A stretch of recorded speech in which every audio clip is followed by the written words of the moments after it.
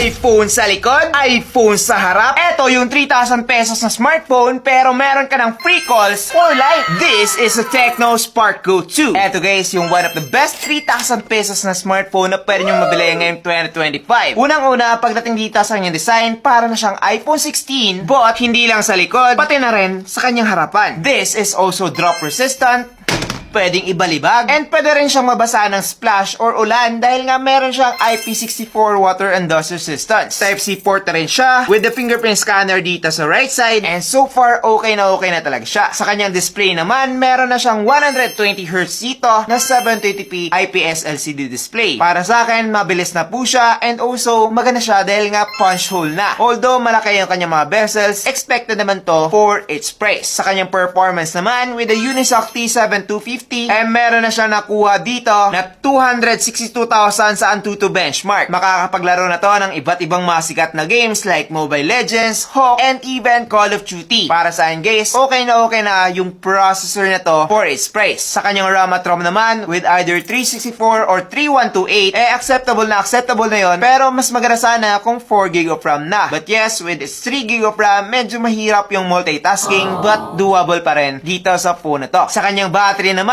with a 5,000 mAh and supported na rin ng 15 watts of fast charging, wala na akong problema doon. And lastly, pagdating sa kanyang camera, with the 13MP na main camera and 8MP selfie, makakakuha na siya ng napakagandang photos and even videos na natural, sharp, and perfect na for its price. I would say na kung budget phone lang naman yung hanap mo, I think this phone is the phone to go. With the feature called Freelink, kapag meron kang bagong Tecno like the Tecno Pova 7 Ultra, Tecno Pova 7, Tecno Spark 40, pwede mo na silang tawagan through the app kahit walang signal, and pwede rin kayo mag-text dito guys. Basta up to 1 kilometers lang po. So yes, tinawagan ko nga siya dito guys, and use... Hello? Hello? Hello?